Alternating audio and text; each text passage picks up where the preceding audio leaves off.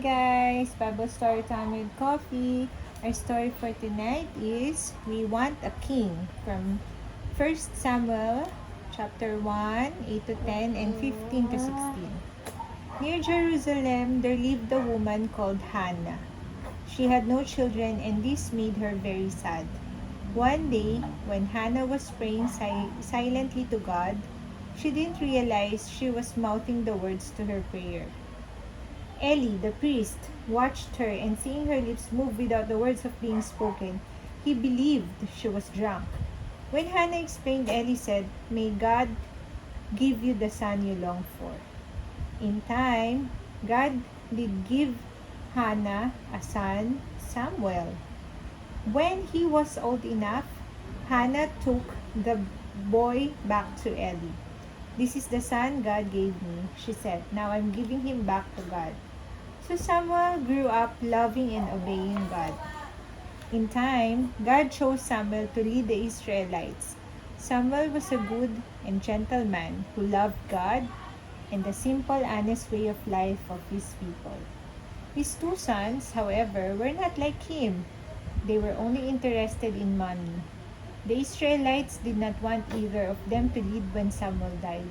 So they asked Samuel for a king to rule over them as in other nations. Samuel was worried. God was the only true leader, so he prayed for guidance. God told Samuel to tell the people what a king would be like. "He will make your sons fight in his armies," said Samuel. "He will force you to work the land for him, and he will take the best crops. You will become his slaves. But the people insisted.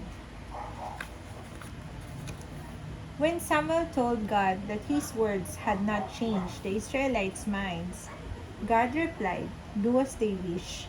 Give them their king." One day, Samuel met a tall, handsome man, Saul.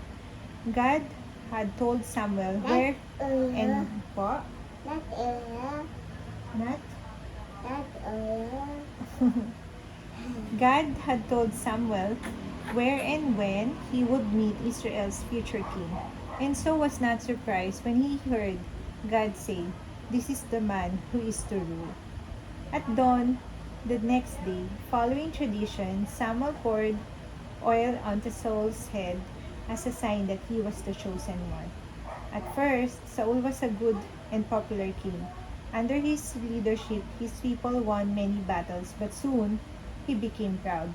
He began to think more of himself than he did of God. So God told Samuel that it was time to find a new king. God told Samuel to go to Bethlehem, as he had chosen one Jesse's son to succeed Saul. When Samuel arrived, no more awitami. I feel well and not awitami. I feel well. Not awitami. Okay na daw siya. You want water? Okay, so just sit here.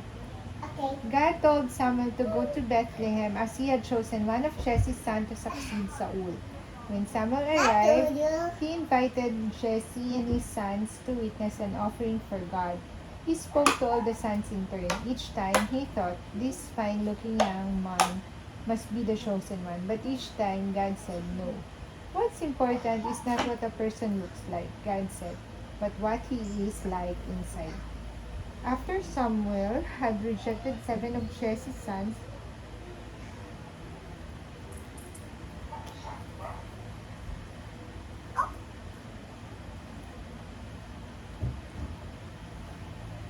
he asked if there were any more.